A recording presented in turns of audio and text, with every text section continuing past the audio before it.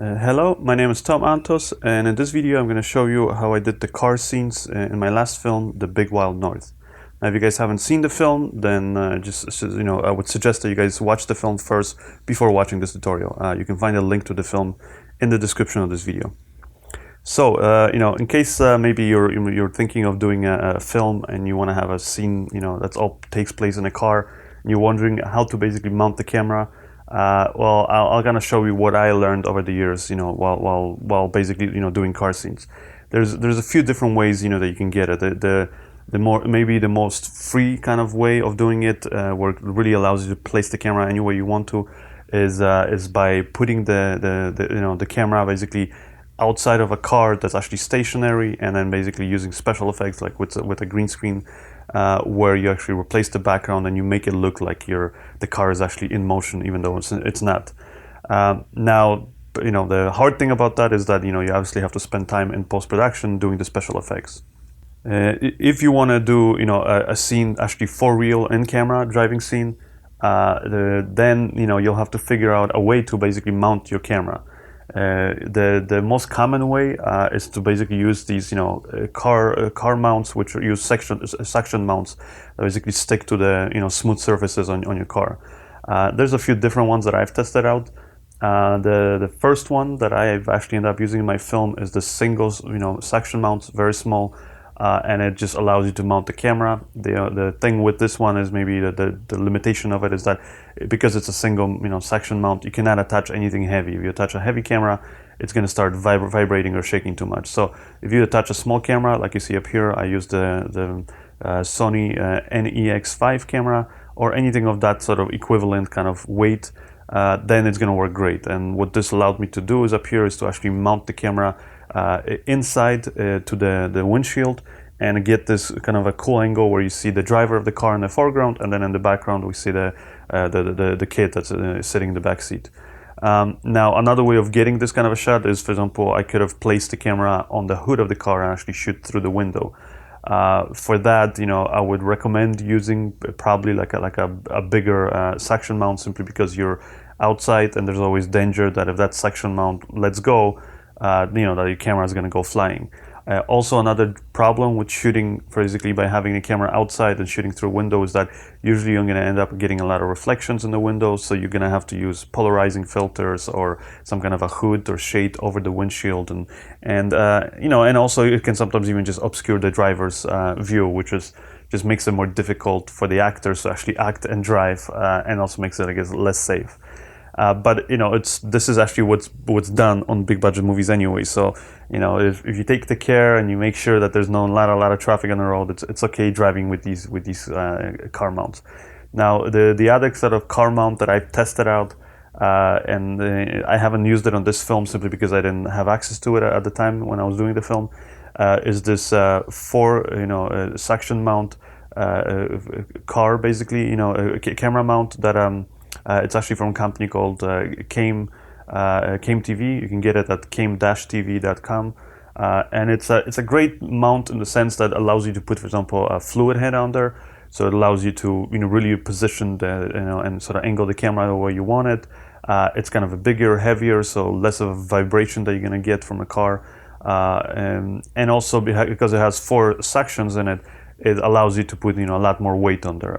So that's a great thing. The suction mounts are very easy to use. You just lift this lever and that kind of sucks all the air out from inside of it, creating a vacuum, and that's what creates makes the sections actually pads actually stick to the car. And as you can see up here in this little test, it works really well. I mean, it allows you to mount the camera and allows you to mount even bigger, heavier cameras.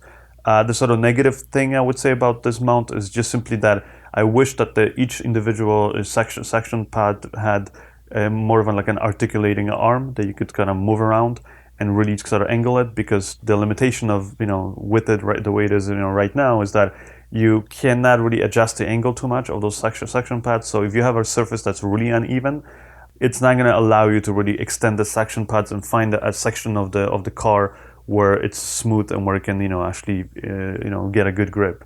So really, with this mount, on this car, for example, when I'm doing a test, I'm really limited to just putting it on the hood of the car or I could put it on the windshield or on the roof of the car. The rest of the car actually has a lot of kind of different grooves and shapes in there, so this suction mount did not work. Another mount that I've tested out is from a company called Chemtree. It's great in the sense that it has these really long and short articulating arms, so you can really sort of adjust it and figure out how you want the suction pads to be and where and what angle. Everything's built really sturdy, solid. Comes with a beautiful case too for the whole kit. It also comes with extra pads and like these, for example, tie-down straps that you can use to really sort of secure the camera and make sure that even if the pads let go, you have sort of a double safety feature. The only negative thing about it that I found, or at least with the unit that I have, is that the suction pads didn't always work, which is a major problem. So I did this one test, and I just even though I could actually, and I did manage to mount it on the side, for example, on the door or on some of those side windows. I did not even want to drive with it because after a few basically vibrations and stuff, some of the suction mounts would let go. So I didn't want to risk like having the camera fall off, breaking the camera, or scratching the car, or even worse, let's say hitting somebody or another car behind, that's driving behind me. So yeah, so it's basically, that's the negative thing. But I'm hoping to get get a replacement for the just the suction pads for this mount, and once I do, I'm going to do sort of an update video kind of showing you guys just how well this rig works in other configurations. But otherwise, it's a solid looking piece of gear. Now, another mount that I actually end up using on my film is this do-it-yourself car door mount. It's very simple. Basically it's just like this kind of a mount that you slide on your door. It's very cheap, very easy to make it yourself, and it's based basically on a design of these sort of professional car door mounts that are being used in big Hollywood films. And they're totally safe to drive with, and as far as I know, in most places, they're, at least in the US or in Canada where I've tested out, they're totally legal to use them. So I know some people are wondering, how can you drive, let's say, with something like that and a camera sticking out on the side on the highway? Well, if you strap everything down properly, it's the same thing.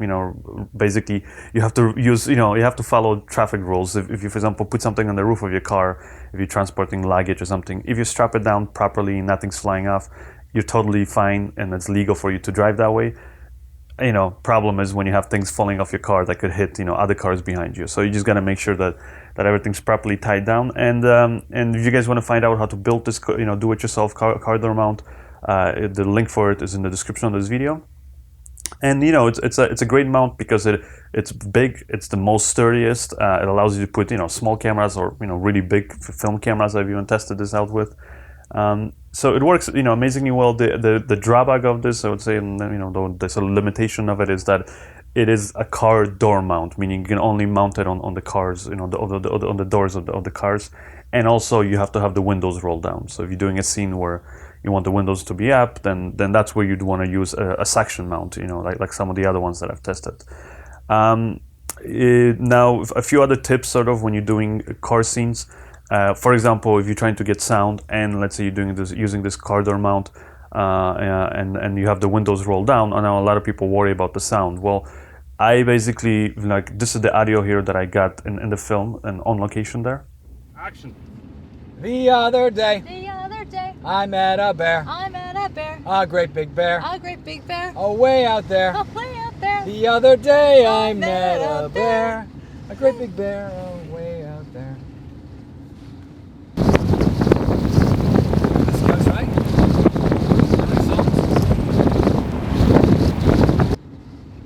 Yeah, I was in the Scouts too. Had a lot of fun. Got in a lot of trouble. And as you can hear, the audio sounds fine, and that's because you just got to be careful where you place the microphone. So I end up just using one boom, shotgun microphone, and I had it placed sort of, sort of basically on the floor as low as I could, in between the two passengers, or the driver and the passenger in the front. And I just had it there kind of pointing up and just making sure that the wind, basically it was in a position where the wind wasn't directly hitting the mic. And as you can see, the audio is fine, even though we're driving with the windows down.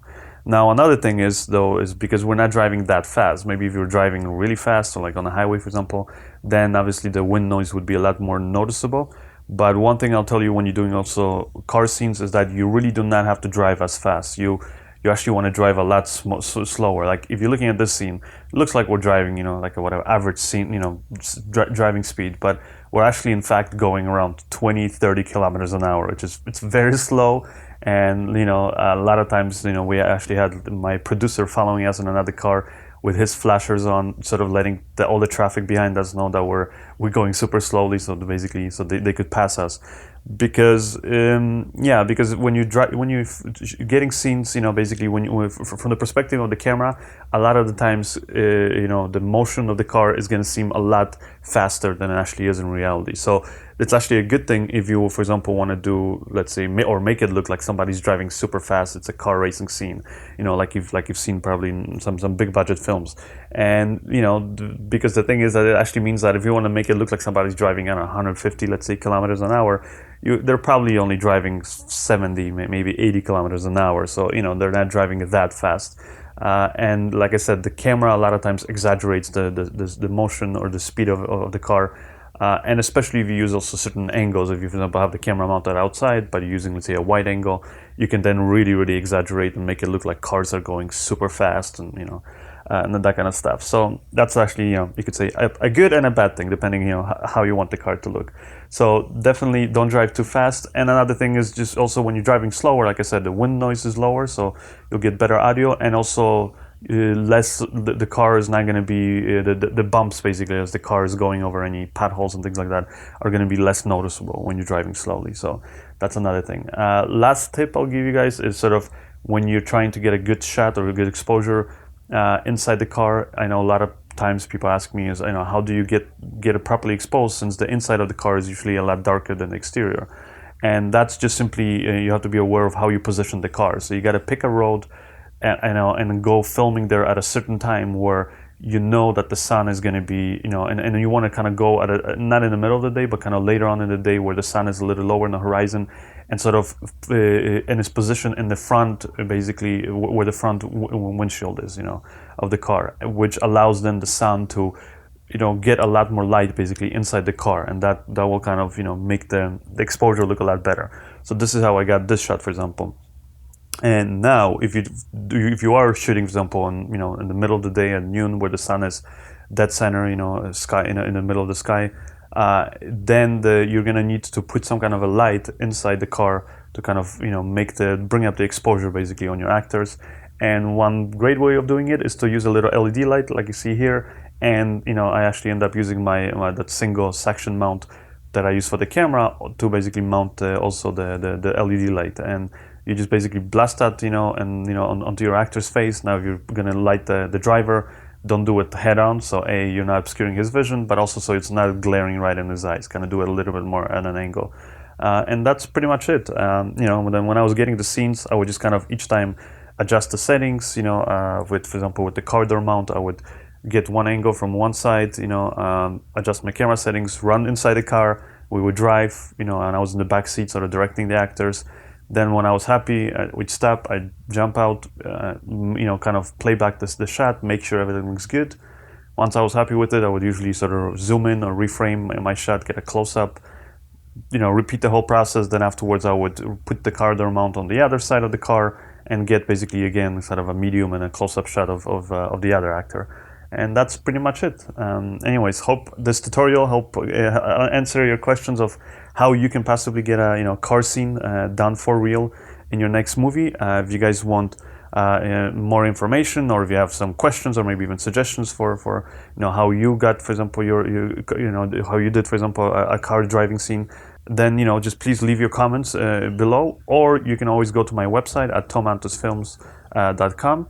And over there, you can contact me, and also you can see many other filmmaking tutorials, as well as my films that I have. Thank you guys, and I'll see you next time. Also on my website, I have a bunch of exclusive tutorials, such as the Dinner Date Short Film School, which kind of documents and sort of shows you in detail how I made that short film. Or for example, my music video film school, where I show you 3 different music videos that I made. You know, everything from the planning process all the way to the post-production. And I also have a cool new product called Lighting Dozen, where I just show you the cinematography techniques. So I show you how I set up the camera, camera settings, what lenses, cameras I use, how I set up the lights, and then also what I do in post-production with regards to, for example, the color correction of it, and some any little post-production techniques that I apply to it. So if you guys are interested, then please check out the store on my website. Thank you guys, and I'll see you next time.